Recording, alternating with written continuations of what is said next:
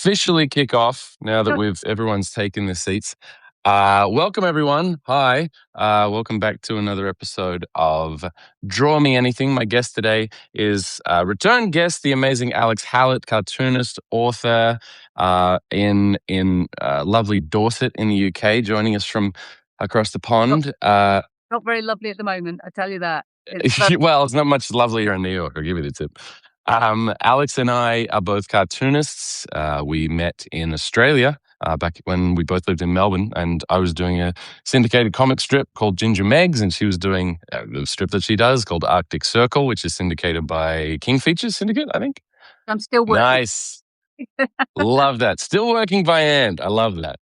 Still working it, on paper, but I have stopped the dip pen with India. I finally went to fountain pen with Noodler's ink, and well, the Noodlers is great. They really know. I mean, after all that experimentation they did with that ink, yeah. It doesn't seem to clog. If for some reason I'm not inking for a while, then I will sort of flush out the pen and do all of that. But it's good. It's good. It's portable. It's portable. I wanted to just mention to everyone quickly before we begin, if you have been watching these, as you know, this live stream is free. This will always be free. But if you want to be able to go back and watch any of the replays, including Alex and my first chat about cartooning in the age of AI, which we really only scratched the surface when we spoke last time. I feel we could talk forever about it. But you can sign up for just $1 a week. It's at the moment it works out to just about $1 a week if you want to unlock the entire archive of everything that I post. I post nearly every day now, and I do these Draw Me Anything episodes with artists and writers and all kinds of people talking about the creative process. So if you enjoy them, please upgrade to paid so you can unlock the archive. With that shell out of the way, Alex, I want to talk to you about the giant robotic goblin in the room, something that you and I talk about a lot, which is artificial intelligence as it pertains to our work in the creative field. You're a cartoonist, you're an author, an illustrator. You have a previous life as a scientist. You have a scientist brain. And the reason I love talking to you about this topic is that you approach it, especially learning about it, you approach it in a bit of a different way than a lot of other artists that I know that I talk about this with. And you and I were recently talking about updates to Substack and updates to all these different platforms, new models. Your Substack, Cartooning in the Age of AI, has been a really interesting guiding sort of light in some ways to sort of just notice how it's affecting you. How have you been finding it lately? Since we last talked, I think it was in October, how are you finding AI affecting your work now? I think it's really hard to think about it specifically because it's just everywhere. Like whether you want it or not, you're seeing like companies are getting on the AI bandwagon. If you watch YouTube, and I don't pay for a TV license, so I watch YouTube. You see that there are so many companies that are selling AI as being like this positive like add-in to their business model, when in fact it just seems to be accelerating what Dr. O calls enshittification. It seems to be so like you're and I know I'm not talking about cartooning specifically, but I think that we can't just be sort of like blinkered and think, oh my God, as creatives, this is, an existential threat and we have to stop it, because we're not stopping it. It's like the internet, but bigger. It will be in so many things. I think you would probably agree that all the tech bros have overhyped it.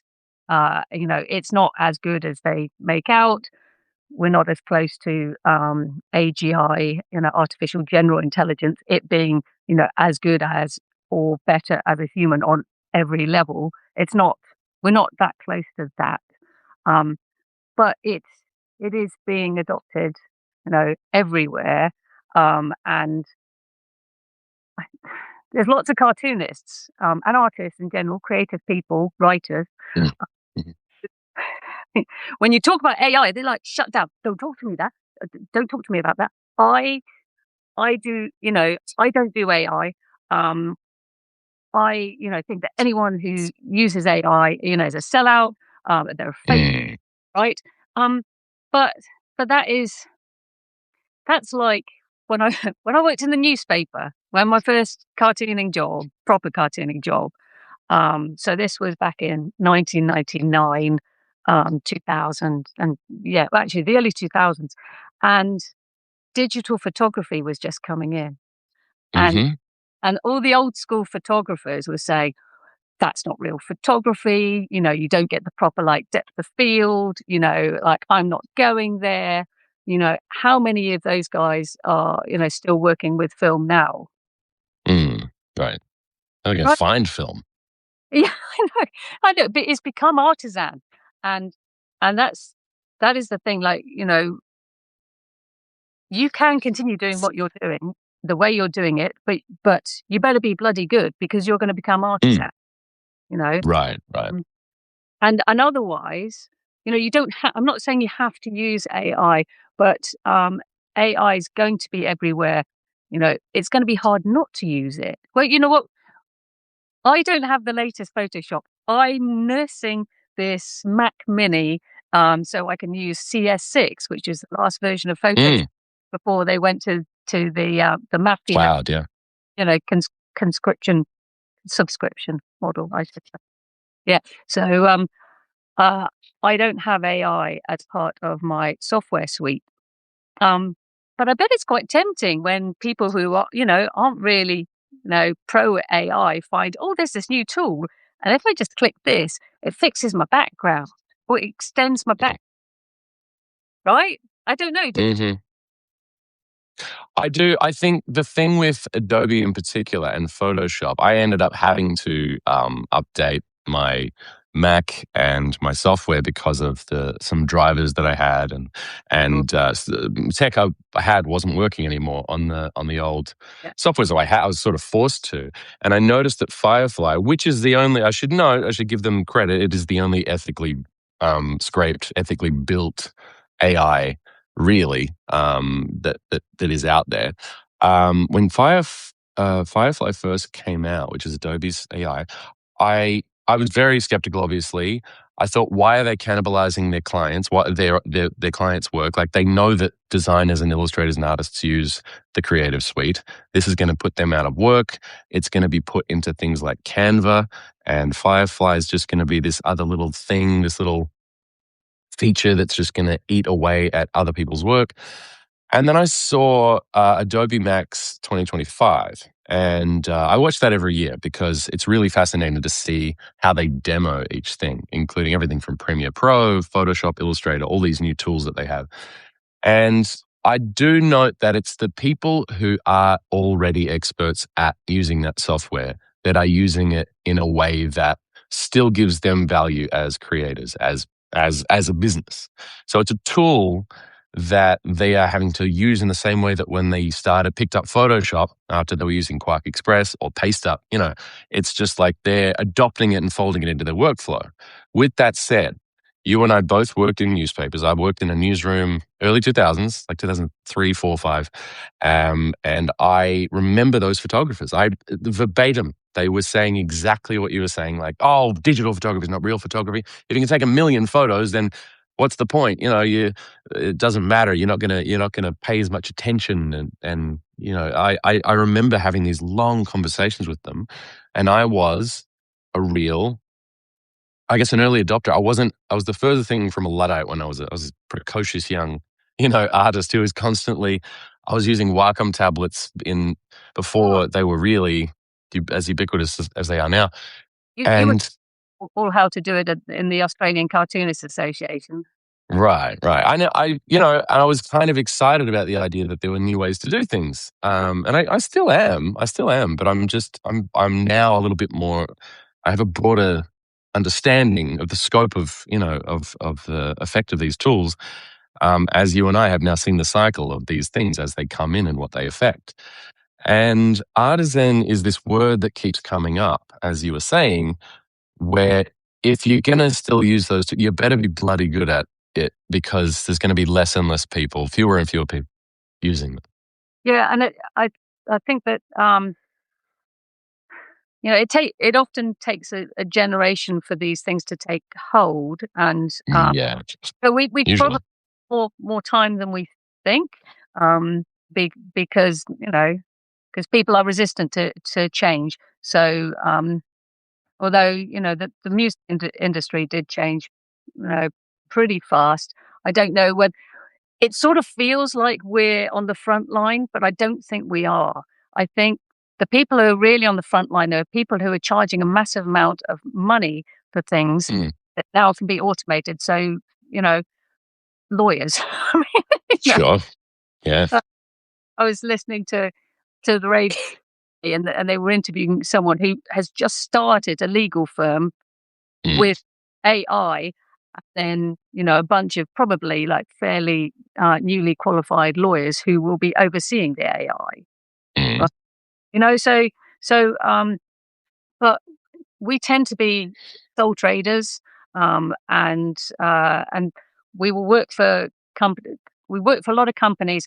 There are some big companies, obviously, and I think we'll probably lose those clients pretty quickly. But mm, smaller ones who won't adopt AI, as quickly as we might fear. But the next generation of, the people who are coming out of, the people who are working in their bedrooms right now, you know, mm, um, it will be part of their workflow. I'm not saying that they will create images with it, but they will use the tools to make them more efficient, to make them more productive. mm, And I think you and I have probably looked at AI and how it can help us do the things that we hate doing. No, mm, I found that it's pretty good with the marketing stuff. mhm. And I get it to write the blurbs for my books because I'm just like embarrassed. Yeah, I know. Same. I hate that. I don't want to write about my work. I just want to put it out there, but that Yep. doesn't. The other thing is you were talking about drivers, so Mm, and I'll probably write about this in my next cartooning in the age of AI news. Um, I have all my tech is really old, um, and um, and so I have like an old monitor from 2012, uh, and then I have a newer MacBook Pro because my old one just didn't start up anymore. uh-huh. Uh, 2023, and they didn't talk to each other. And I was thinking, oh no, please don't. I don't want to have to buy a new display. One of the Mm, reasons I actually shipped the display was because I knew I couldn't sell it secondhand, and it would end up in landfill. So I was just like, no, no, I'll keep it going. Um, so I took a picture of the serial number on the back of that, and then I put in the information on my Mac and I put it into, I can't remember whether it was Claude or Gemini. Um, mm, uh, this is not working with this, and I've got this cable, but it's not working. And it was amazing because it came back and said there are three buttons that you can't see on the front. They're sort of, you just touch them, but you don't know that they're there. There are mhm, three buttons on the front. Press, any one of those buttons, then that will give you a menu, and then you can select the cable that you're using, and then it will switch to that cable. And then, do you want some advice on, how to make sure your display looks better with, like, geez, no, that's fine. mm, So that kind of thing is great, like for AI. Keeping warm whilst I'm working. AI told me how to get into the secret menu in my storage heaters to make sure they were coming on at the right time of night and heating oh, wow. Yeah. yeah, just like you need to press like the back button, the menu button, and the OK button at the same time, and you will get into the service menu, and then you can change the time. Like, wow, To me, that's the plumber analogy. So you know how they say you don't pay the plumber for banging on the pipes, you pay him for knowing where to bang, like where to hit. Yeah, right. So That's knowing where to hit. ordinarily, I would be going, okay, I'm just going to have to spend a bunch of money to get Mm, some service engineer to come out yep. to my storage heater. He's going to go, oh, yes, right. Well, it'll take a while to configure this. You go put the kettle on. He goes, boop, boop, boop, and brings up the secret like service menu. And, Mm. here's 200 quid. It's, Yeah, which, I mean, we're cutting his lunch in a way. I mean, in that sense, it yeah, does have an effect on those things. I mean, they keep saying how like blue collar work isn't the thing that's being quite affected as so-called white collar work or knowledge work. But in that sense, it kind of is affecting jobs like that, like tech work and plumbers and people who come in and do that kind of like stuff that now you can kind of DIY it if you shouldn't always do it, but sometimes it's easier just but, to kind of chat GPT it. but before this, uh, Mm, wasn't it? You just go, oh, like my I bought a secondhand washing machine, and the nice guy who sold it to me, installed it. And I said, "Don't you need plumber's tape?" And he's like, "No, no, no. This always works. No, it doesn't. It's leaking." So and then I look at it thinking, "Oh, which one of these do I unscrew?" And so then I get onto YouTube, and although I can, mm, like, um, so I think YouTube uh, has replaced some sort of. I wouldn't mess with electricity, and no. obviously some plumbing I wouldn't do it 'cause I don't want to, another leak in my flat. Yes, in my flat, in my bungalow. But I think, yeah, AI is going to replace so many. We don't know what AI is going to do because it's going to change everything beyond recognition, the way Mm, that it did, right? But more so, um, we can't. Uh, I was listening to an interview yesterday. Can't remember who, but they were saying, it's not just that the AI is going to replace job by job. It's going to change the entire workspace around that job as well.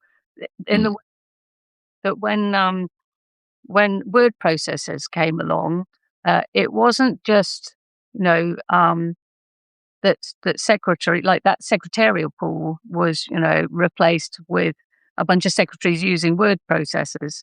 The word mm. processor enabled anyone to be able to type really badly because they didn't they didn't need to go back and put the correction tape, and Right. so it changed the entire way of typing documents, and then the computer changed that again. So we can't. It's really hard to imagine, and that's, I suppose, what I've been trying to imagine, and it all comes back to, in terms of, like, how do I look after number 1, really? You know, Mm, as a sole trader, that's what sure. we're always thinking. So it comes down to what, what can I do that AI can't, that has value?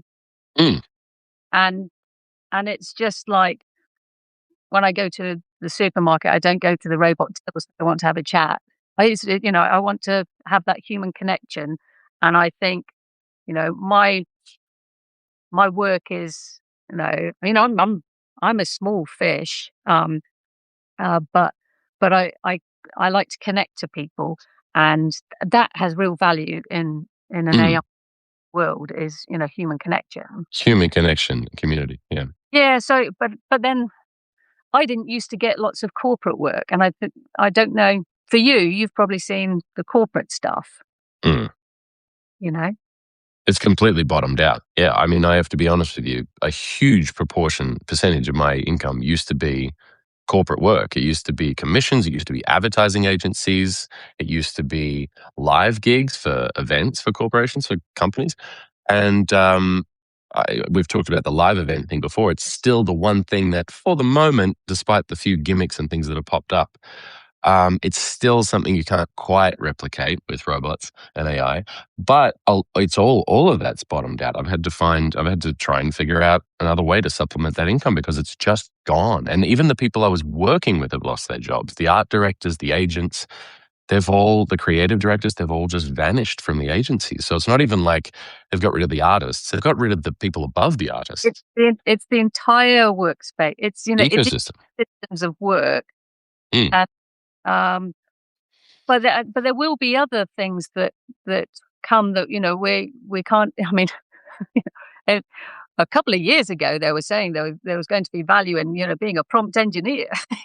Well, okay. Yeah, that's true. Instead of learning to code. Yeah. That is not, now you can vibe code. You don't need to be a prompt engineer. You can use, normal language to talk to an AI and get it to do things. To at the moment, I don't know about you, but I like to play around with an AI or several AIs and see, like, oh God, I really hate this. This is tedious. Usually taxes. Let's see what I can do. What the AI can do. And it will do something, but it will take me way longer to do it than if I'd just done it myself. So that I don't think we're yet in that time where we've got our little AI agents, our AI interns going off and doing things on the internet, on their own. Like, please can you go and, I don't know, make sure that my books are better reviewed, than anyone else's. And it goes and leaves terrible reviews for everyone else's books. I don't know. Yeah, I mean, there are ways that AI is affecting the reviews of books and for authors. I do know this for a fact, especially on Amazon. Yeah, and by the way, if anyone's just joining us, I know I've got a lot more people now than when we started. I just want to reset and just let everyone know that this is Alex Hallatt, who's a cartoonist and author in the UK. I'm Jason Chatfield. I'm a cartoonist and author in New York City. We're talking about AI and its effects on artists and authors. And this is the star of the show. This is Molly. I should have mentioned up top that this is the amazing Molly, who, if you read Alex's Substack, you'll know Molly in the same way that if you read mine, you'll know Morris. Molly and Morris are our dogs, and Molly is an adorable, wonderful little Jack Russell Terrier. She's beautiful. Sworn enemy of Morris, even though she's never met him. Yeah, no, they would hate each other. I'd like to think they love each other, but unfortunately they'd hate each other. The way that AI is affecting authors, especially in successful authors in books, is what we've noticed is on Amazon, a book will pop up in, say, the top 10, top 20 of any given genre.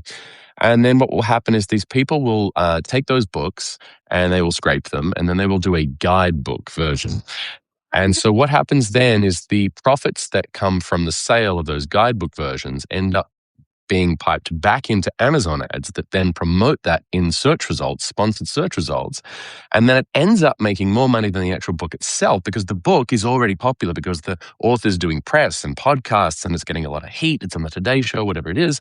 And so all of a sudden, instead of Mel Robbins' book being the number one selling book, it's the Mel Robbins guide to this book all of a sudden, because the publisher isn't putting as much money into Amazon ads as the people who are making the replicas and putting these Amazon ads. It's not happening with every book, but the publishers that I'm speaking to are noticing that all the things that they used to do that worked, boosting social ads, doing social media influencer advertising campaign, with paying basically influencers to plug the book on BookTok and Instagram and Amazon ads, they're not working anymore. They don't have the same traction because they're being buried in slop. And it's really horrible. That's interesting, because I listened to a weekly podcast about self-publishing, independent publishing.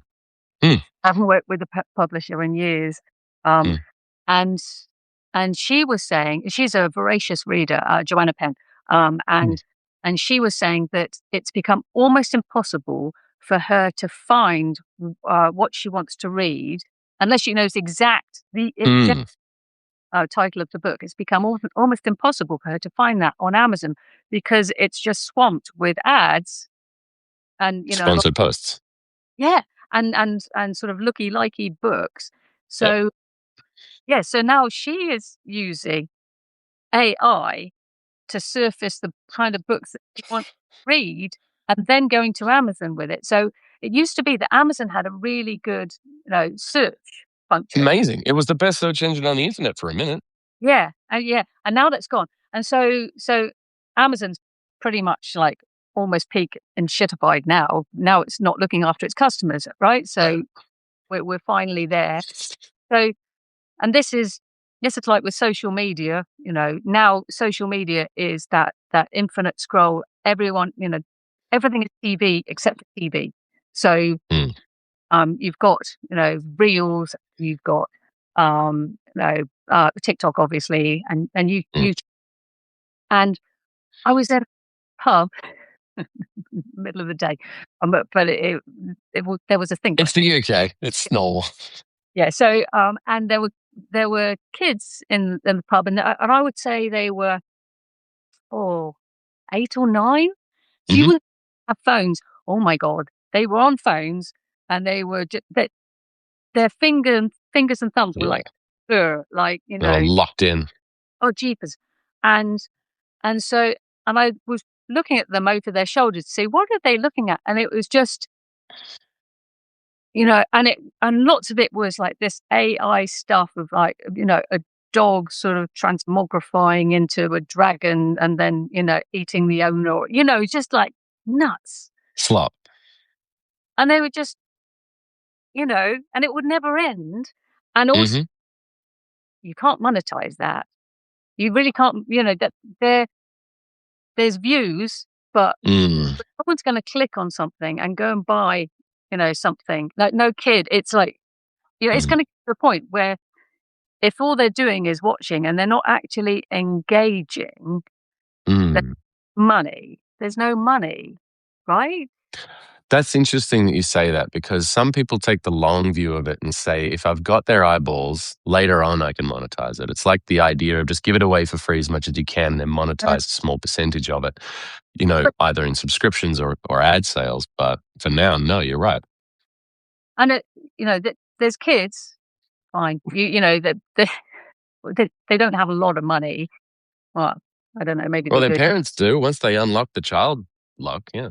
Yeah. So, is it going to be that those shorts are then interrupted by they're going right? Kind of person who's looking at this, even if they just slow on this video for a second, then what they want to, I don't know. I mean, these special trainers. I'm so out of the loop. Obviously, I don't have kids, but yeah, I suppose so. And yeah, and then so I've been putting up shorts of Molly, and they get like 1,000 views, but I know that these views are worth nothing. No. Right. Monetarily, no. I'll have a couple of people, from the New York Times connections comments, section. Love that.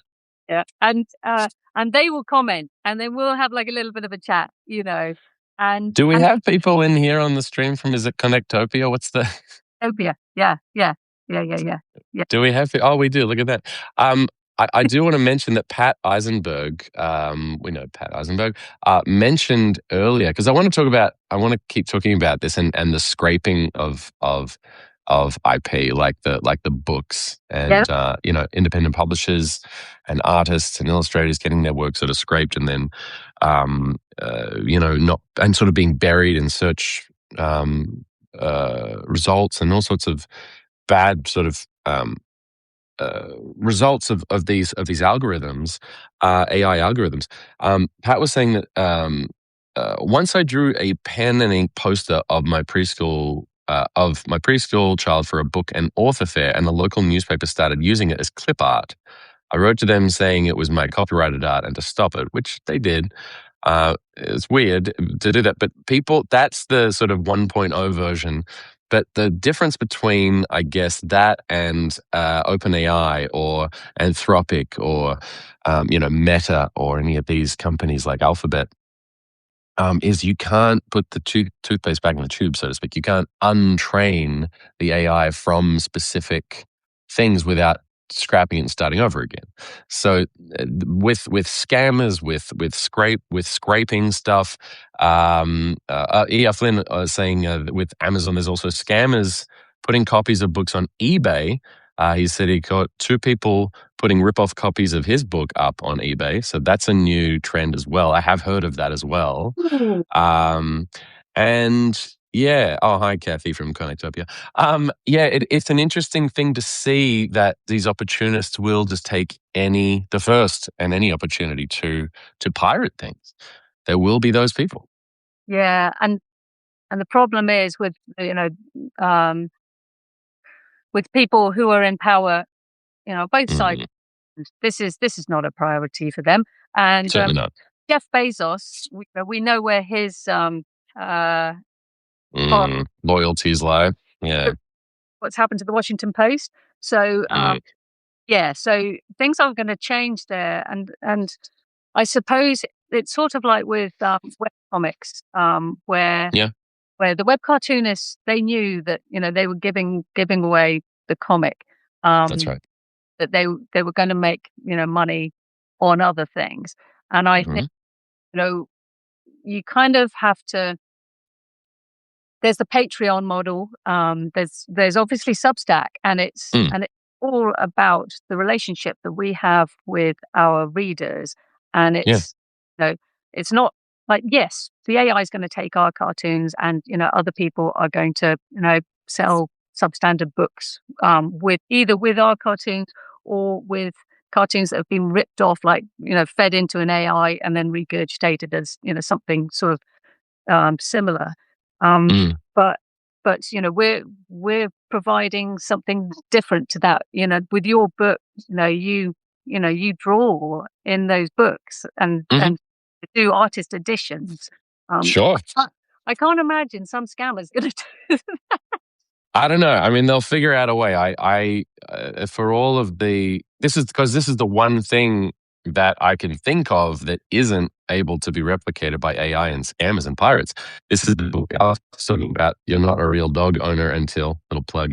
But I've been drawing people's dogs on the inside of the book as a sort of little value add, but also just because I love doing it. And I get to draw dogs, but it's because it's something unique. It's hand drawn, and it's something that can't be pirated. And like if someone copies this book and posts it online or does a slop version of it, sells a replica on eBay or whatever it is, they're not going to get that. They're not going to get the author's, sketch in there. So in that sense, yes, I can add that to it, but that's not really scalable. That's not really something that you can do at scale. It's not really scalable. And I also wonder that whether working with publishers is worth it anymore. You know, Yeah. because you're taking something that doesn't cost a lot, and then taking a very small percentage of that. And as you've said, the publishers now have less cut through than they Hmm. used. So uh, I'm not, I pay for an editor for my book, so yes, you get that for free with a publisher. Um, but I wonder, like, how much longer can this be viable for cartoonists to be working with publishers? Um, Right. Right. and I mean, I have worked with publishers in the past, a long time ago.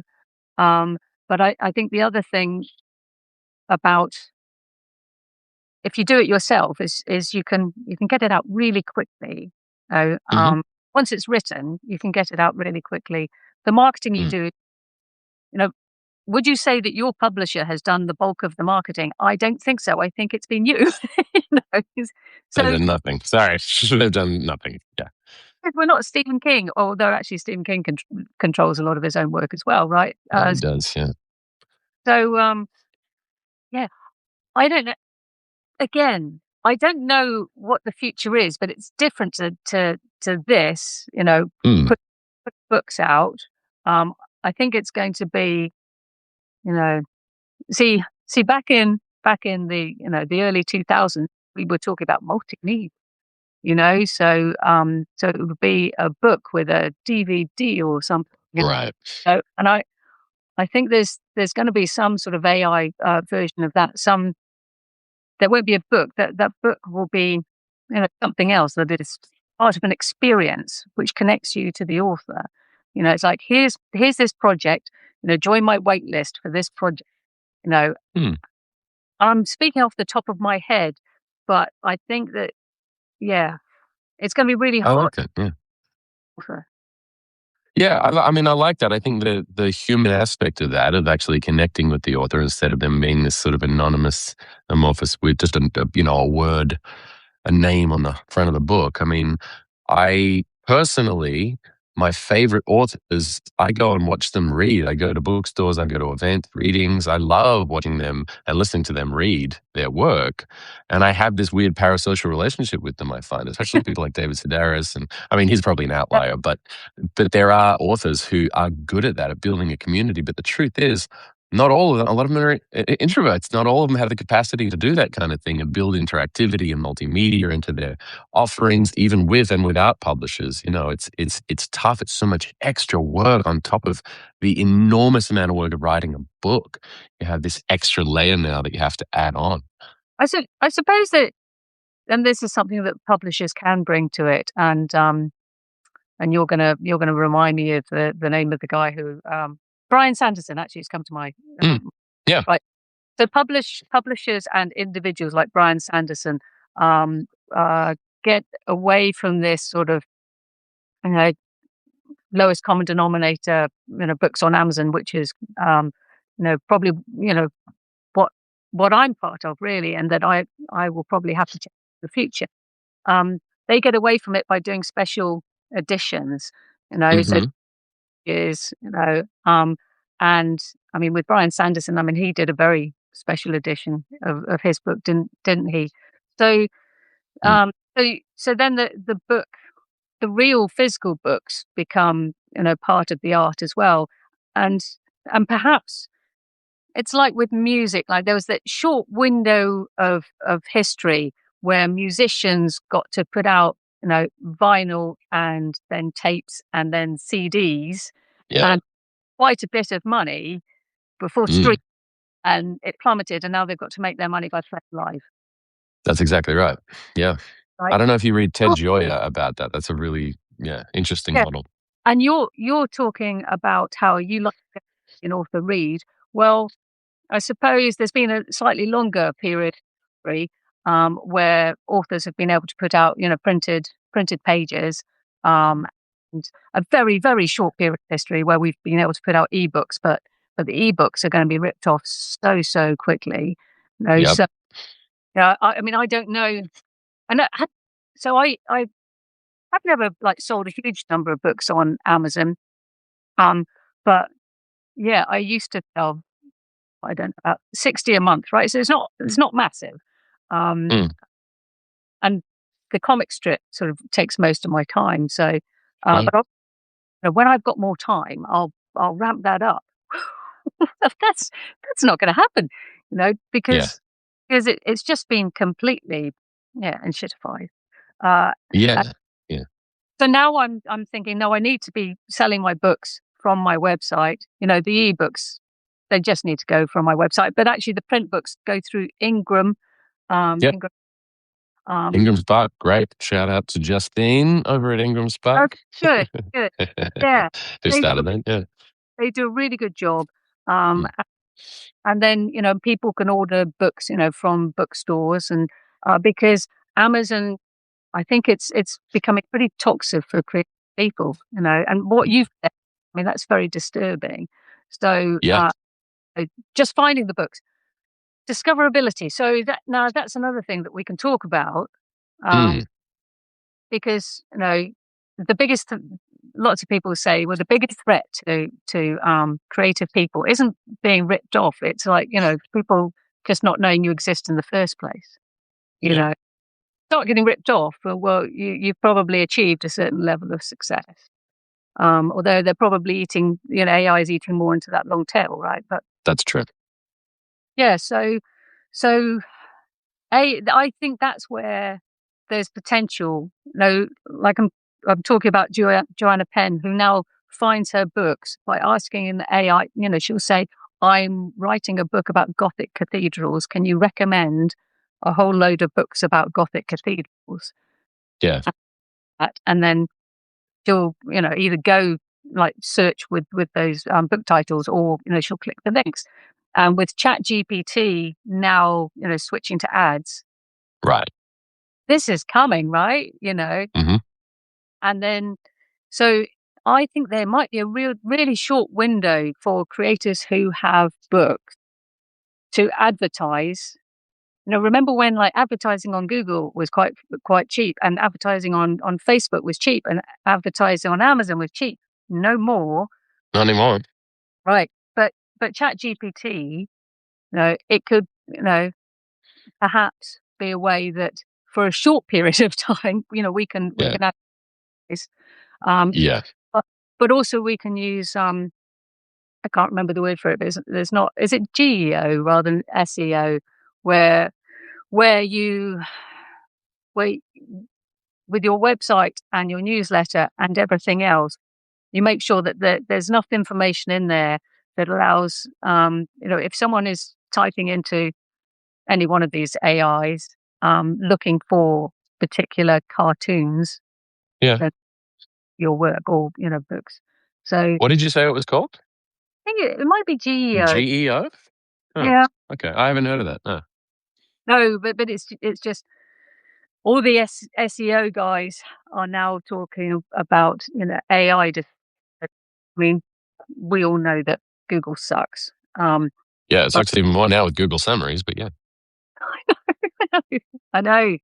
Um, yeah, so Uh, I use Hosier, which is basically Bing with like yeah. a Right. little bit more tree planting, and Yeah. and they keep saying, no, would you like to use the AI overview? I'm like, no. No, like Tony in the chat just said it's GEO or DEO, I think is Oh, what there we the current acronyms. Um, I know that everyone who usually watches these always asks about what's the drawing part of this show, and it's usually that I flip the camera around and start drawing. You totally don't have to. You're welcome to join me. go. But for the rest I'm of the camera. stream, I'm going to flip my camera and draw while I talk to you, because I want to sort of talk about the fact that we are both, I mean, right now we're on Substack, but we both have these interesting, I guess, careers that went from print to digital to all kinds of, I mean, we're constantly We're old. pivoting. It seems to be our profession is pivoting now. We're old. I mean, you're old, and I'm really old. So, Ah, I mean, I think you're, you've been doing I this don't know. entire career, whereas I Yeah, started in the pharmaceutical industry, working in sure. clinical research. So, yeah, right. So, Well, I mean, so we've seen trends and things come and go. We've seen tools come and go. E.R. Flynn in the comments was just talking about the fact that he's had some success with Medium, and so did I for a while. I was on Medium from a very early on when it was owned by Twitter. Maybe it is still owned by Elon. I'm not sure, but I used to write on Medium, and then I started doing the Medium Partner Program. I made some money writing about everything from cartooning to comedy to process and all that sort of stuff. I remember actually writing a piece. I think it was a piece. I guess it was right place, right time. But I wrote work from a calendar, not a to-do list, which was just oh yeah, productivity sort of hack that I had been doing for a while. And it went it went crazy viral. I remember in about a month, I made about $1,000 on that one article alone.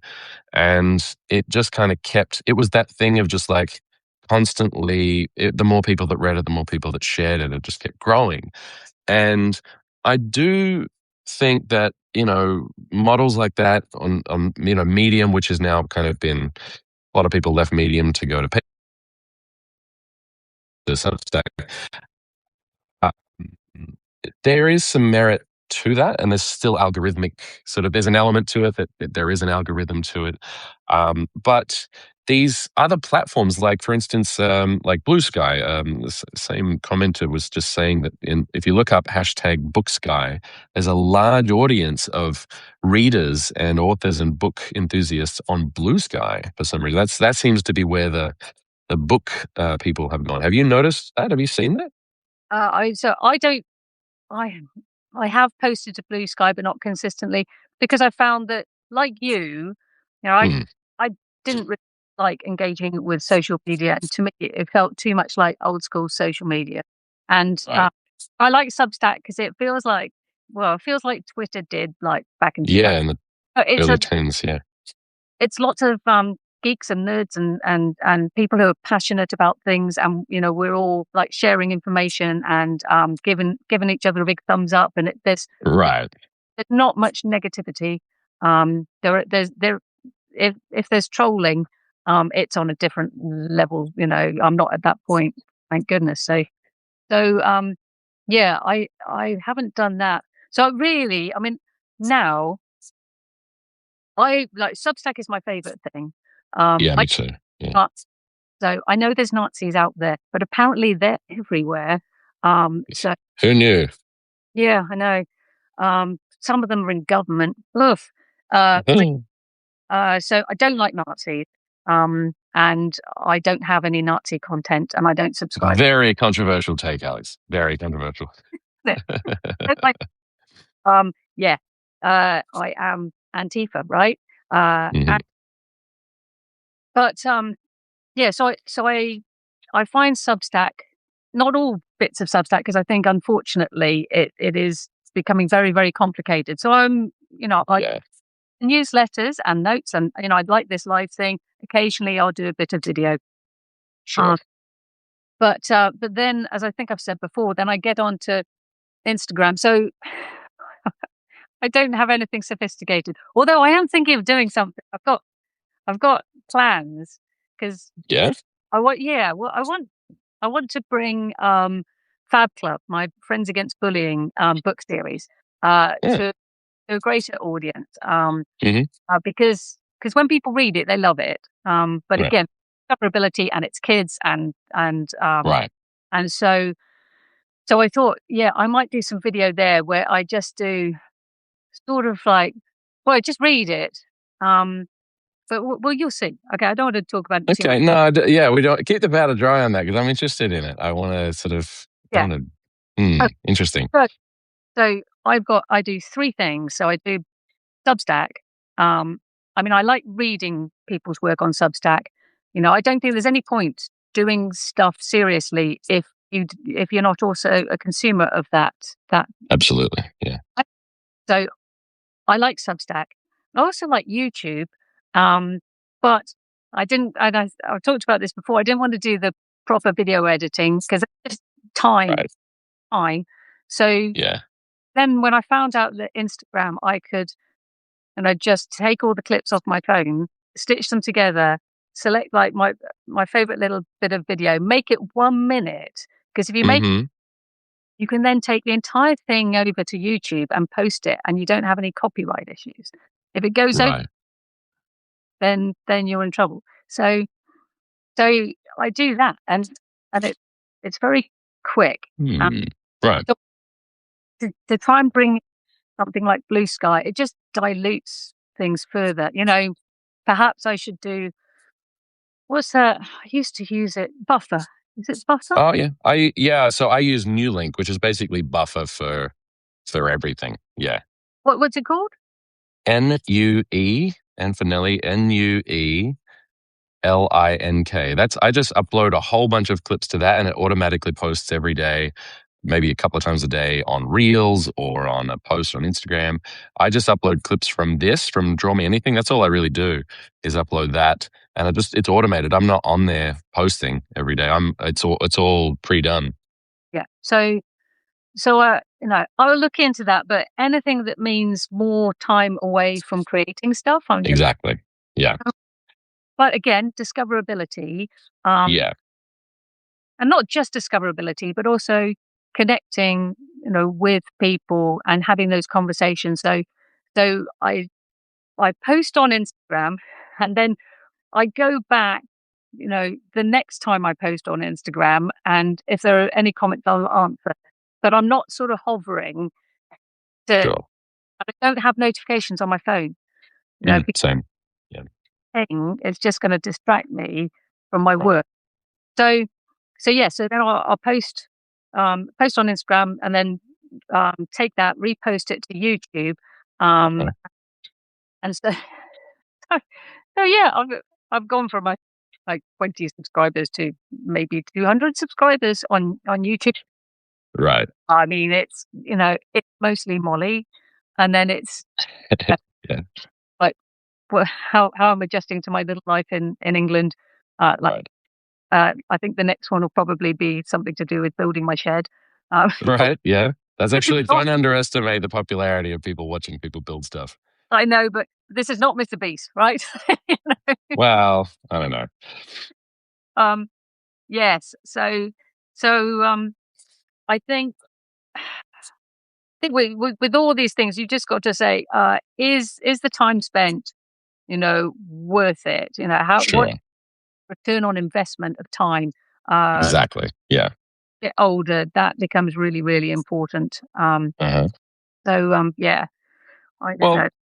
that to me, the reason I invest so much time in Substack, and I put a lot of time into Substack. I am putting effort into learning how to write better, and I have a sort of process now of how to write and how to Oh, what's your process? Give us this. well, the thing is, I didn't used to have one at all, and I kind of built it as I went. I didn't know what I was doing, and I did get some help from other Substackers who I met up with saying, how are you doing it? How are you posting so consistently? And they were like, actually, we tee stuff up ahead of time. We write them in batches, a lot of it, and then tee it up so that it comes out, on a schedule. Some people do it like ad hoc, just, as they think of it. But what I've been doing is I'll sort of start writing something in the knowledge that I'm probably going to post it in about a week. And I'll just start with, say, one line. Like, what's the thing that I actually want to say? Or what's the line in my head? Just to get it out of my head. Just what's the line in my head that I want to write about? And then I'll sort of build around it. I'll write above it to give it context. I'll write below it to flesh out the idea. And then I'll kind of just think, well, stop writing when you've got nothing to say, really. I mean, I don't try and have a hard and fast rule of like, all right, it's got to be 300 words, it's got to be 1,000 words, because there's no more column inches. You can write as long as you like. And I've stopped the sort of audience capture thing of going, well, people only read it if it's this long. I'm like, I don't care. If they want to read it, they'll read it. And I sort of just write on my phone sometimes. I'll write, while I'm, I don't know. It's not an aversion to boredom. It's just that if I have an idea and my phone is there, I have the luxury of being able to write something on my phone that I can later, publish. Sometimes I write it by hand. I have a little notebook, one of these little, little notebook things. Or if I write an idea down, I'll just sort of scribble it here, and I'll then flesh that out later on. But really, to me, it's a matter of just building the habit of doing it and not being so precious about it. I used to think, oh, everything has to be perfect because I'm building an archive of, perfect. It's going to appear in their inbox once. They're going to read it once. They're not going to go back to it after they've read it. So it is a feed. If you think of it like a feed, and that people are opting in to listen to you, to read you, then I think in that sense, it's a good thing. And I think I'm getting more out of Substack than anything else. It's why I spend more time on Substack than anyone else, than anywhere else. When I'm on Instagram, I'm plugging my Substack. As much as I can, I'll just sort of direct people's attention to Substack through, posting about other things and then posting a link to a post so that the algorithm, so that people see it in their stories. Because if it's just Substack links in your stories, it gets shadow banned, it gets suppressed. What? Yeah, but that's my process anyway. That's my potted sort of process. Okay, so this is like the opposite of other social media platforms, because other social platforms, if you link out, they don't like, especially right. That Substack likes it when linking to lots of different things. Well, Instagram doesn't, certainly. If you post, nice, beautiful. That's a robot eating books and then chomping on it. Yeah. AI slop. Brilliant. Yeah. I love it. That's so great. I love the idea of a robot vomiting. It's great. Yeah, backwards. That's backwards. Oh, yeah. Oh, no. There you go. I can see it forwards. To you, it's backwards. Oh, good. I love that robot vomiting. That's great. Isn't that weird how phones phones give you your mirror view so as not to freak you out. Like, Yeah, but that's all you see now. we're not going to show you what you really look like. Right. That's scary. I'm using this is I don't know if you read I just got one of these pens. This isn't an ad, this is just I'm enjoying it. I'm You're using the Bic. Jason. I'm using this pen. I love that pen. I've been using that pen for 20 years. I love that pen. I use that in my journal, everything. But I'm using this is the Blackwing pen that just came out. Well, I think Oh, it comes out in March, but it's pretty great. I mean, for drawing cartoons, like it's a flat line, but it's consistent. It's really I've been enjoying it just this and past week using it. not me. No, I know. I love that image. I love that image of a But robot vomiting. yeah, I think I might have to work on. I'll do a better. I'll use those as my roughs. But Nice. Yeah, yeah. won't make the mistake I made last time I talked to you, Jason, where I drew like a proper thing. Because I think it was a Wednesday, and I write on a Wednesday so that I All can, right. Yeah. and then I publish on a Thursday. So I look at it usually, just Right. before I publish it, and I made the mistake of drawing the actual thing. Oh. Yeah, and then yeah, it was rubbish. So yes, this time I'll use that as my. But oh, that's lovely. And then I'll finesse it the way you. Let's see, how are they doing this? I'm noticing we're coming up on the 1 hour mark. So again we could talk about a million God knows, things. whole load of notes. So I also wanted. Yeah, actually, we did cover a little bit. Kevin Kelly, right? The one that it just keeps coming back. 1,000 true fans. Yes. And and actually, the this is the other side of what will be the other side of my newsletter. So, living like a little life in England, I'm going to focus more Yes. about, what I'm doing to have a low impact life. And because I couldn't get Yeah. it off grid. So I'm trying to be Right. off grid as I can and still be, on grid anyway. Right. Yeah. Because I think one of the big things that cartoonists can do to survive in this age of AI is reduce their expenses. Yeah, I agree. Yeah. because we're going to get less income. You know, Yep. it's it's never been that high. Well, it has. I suppose a few people have always earned a lot of money from it. 1%. Yeah, sure. Not me. I mean, syndicated, yes, but Right. Yeah. anyone who is a paid subscriber to my newsletter can go back to one of the really early ones where I actually say how much I earn as a syndicated cartoonist. Oh, wow. Yeah. Yeah, and if money is a thing that motivates you, you would not become a syndicated cartoonist.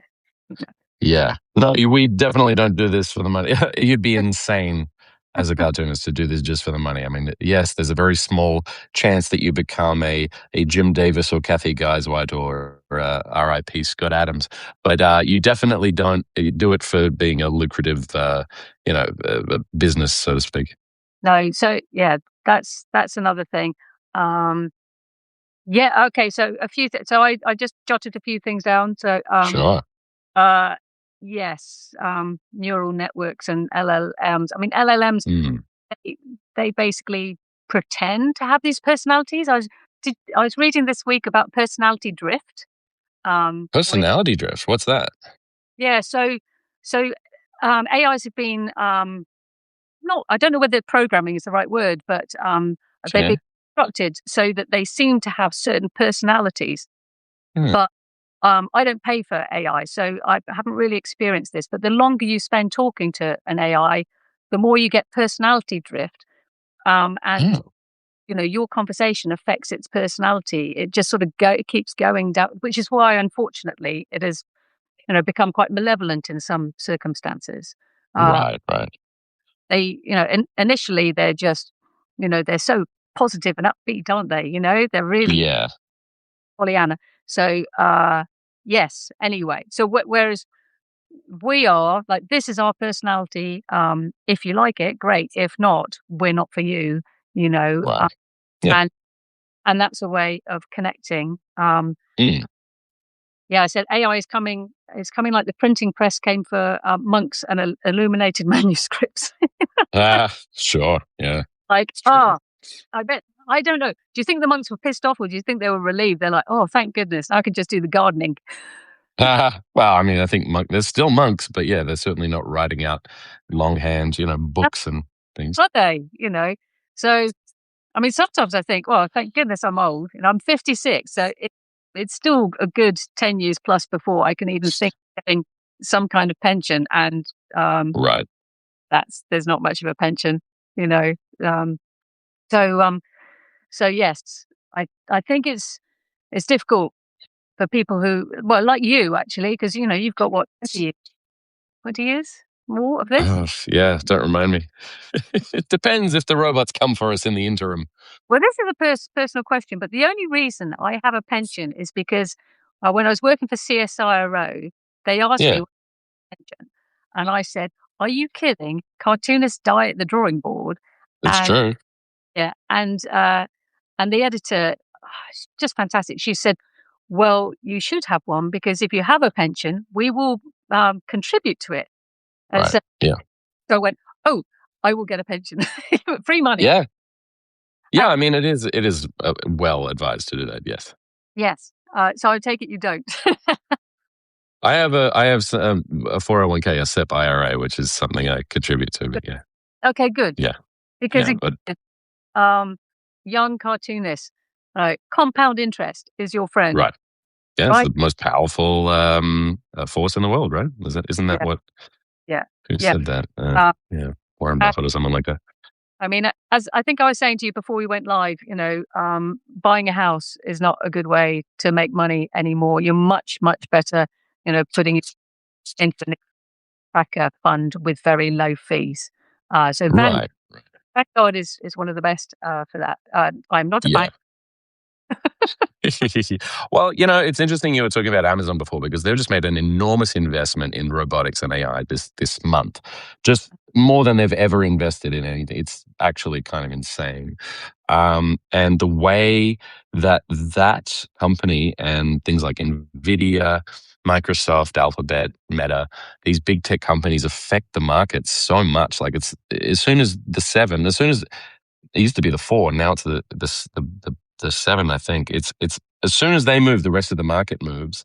And even if you have a diversified, sort of portfolio that's sort of, not in any one specific industry, it doesn't even doesn't matter as much anymore. Such that because if these big tech stocks move in a meaningful way, it moves everything with it. That's never really been. It's never been that monopolized before. It's never been like that before. No. Um, yeah, so I am also planting a garden. Very wise. There was one thing that you mentioned before. Well, actually, it's interesting because I love YouTube as well for a lot of things. I learn a lot on YouTube. I watch some creators on YouTube and some podcasts, and like Stephen Bartlett and people like that. Yeah, he has great guests. Uh, Sometimes loonies. yeah, yeah, yeah. But there's something you mentioned earlier, and this is something that people who are watching in the US probably can't quite understand. Is that you mentioned your TV license in the UK? TV license. This is such an alien idea. And sorry, what was that? It's nearly £200 now. Which is That's crazy. yeah. That's Well, crazy. I suppose when you compare it to the cost of streaming, it's not Sure, sure. right. But then I don't want to watch Bake Off and Strictly Come Dancing or whatever it's called. Right. Strictly. I don't know. Whatever. I don't want to watch it. Whatever it is. Yeah. Yeah. Right, right. Well, that's the thing is that, a lot of people just watch YouTube now. YouTube is bigger than the viewership of Netflix, Hulu, HBO Max, Amazon Prime, all combined. And it's not even close. And that's all I mean, it's across, I mean, mainly Zoomers, but, yeah, it's become this sort of mega thing that even people watching YouTube TV, which is technically traditional TV on YouTube, it's completely become the market leader to the point where Alphabet is now leading in Gemini in the AI race because they have more data, and in the streaming race. They're winning everything at the same time. It's Yeah. You, insane. you watch. So I watch quite a few YouTubers, Mm, mainly gardeners like Charles sure, Dowding, and Hugh Iger. He's a Welsh gardener. Can't remember this. sure. But They yeah, all have great accents. yeah. I watch a lot of gardening, and I watch um, Bo Miles. He's an Aussie. He's the backyard adventurer, and he has Oh, I've seen him. Yeah. yeah, brilliant. He's brilliant. So So, good. So good. funny accent. Yeah. Go on. So, anyway, I've started watching um, Evan Erdinger. Um, Okay. he's an American living in London. And Okay. he talks about differences quite often. It's very interesting Sure. perspective on things, and he talked about the TV license, and then he did a recent one, about how apparently that the BBC are. Oh, what are you doing? Oh, Sorry. Water brush. Sorry. The BBC are. Sorry to distract you. oh, it's fascinating watching you work because you're like a proper artist. Wow. Let's not get carried away. Um, yeah, but apparently the BBC are so scared about YouTube that Yeah. they're petitioning to have their BBC shorts or whatever Yeah. be uh, given like priority on YouTube, so that when you go to YouTube, it comes up in your Sure. BBC, which is weird because I'm pretty sure that my not having a TV license, I'm not supposed to watch any live TV that's from the BBC or Channel 4 or like the other. Right. Yeah.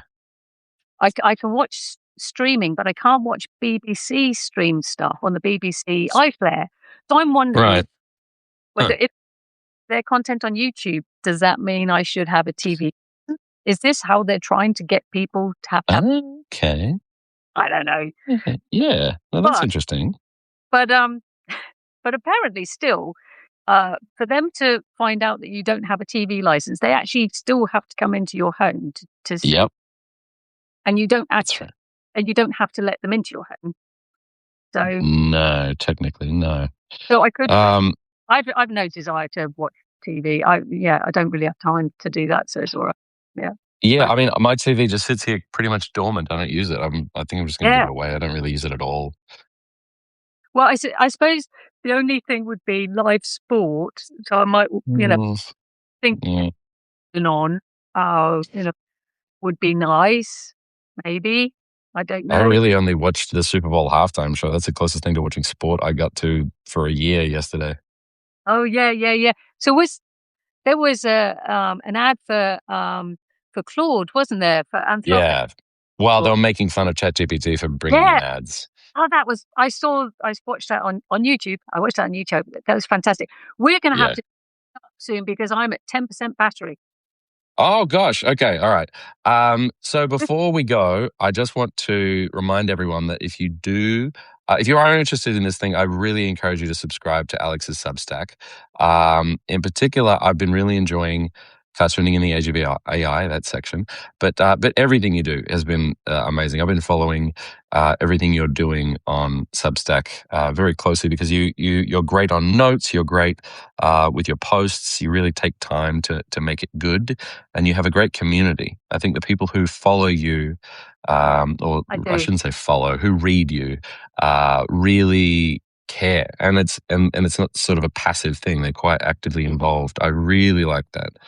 Um, so yeah, I encourage everyone to subscribe to your Substack. We're inevitably going to do this again. I hope we're going to do this again. Yeah, And because I everything's want changed. to.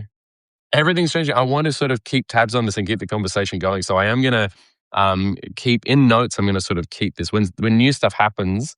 I'm going to sort of converse with you on notes and sort of get a bit of a comment section happening because I know that we have a lot of people watching who have very interesting takes and experiences on this. And of course, Molly. I mean, any excuse to see pictures of Molly. If I'm honest, I mean come on, that's the greatest. I have And coming I'm at up. 10, Yo, what? Sorry. I'm at 8% now. Like the volume Oh, just went really low. wow. Okay. All right. So we'll wrap up. Thank you to everyone who tuned in. Thank you really to Molly. I mean, just for making this I know. way, but I mean, 1,000,000% better. It's Also, what was that, Alice? my personal heater, you know. It's Yeah, Mara's is mine too. Um, and anyone who would like to follow Alex, just above her name, you can just hit subscribe if you're not already following her, and you can subscribe to New York Cartoons if you're not doing that already. Please upgrade to paid if you want to watch and the entire archive of these. Coming up, we've got Anne Talnays and Patrick Chapati coming on, and also um, Kyle Burdett, who's one of my favorite artists here on Substack. I really enjoy his work. And you can go back and watch the chat that I just had with yeah, Beth Spencer this great. week. Beth Spencer was great. I really enjoyed that. Yeah. Yes, she's fantastic. Yeah.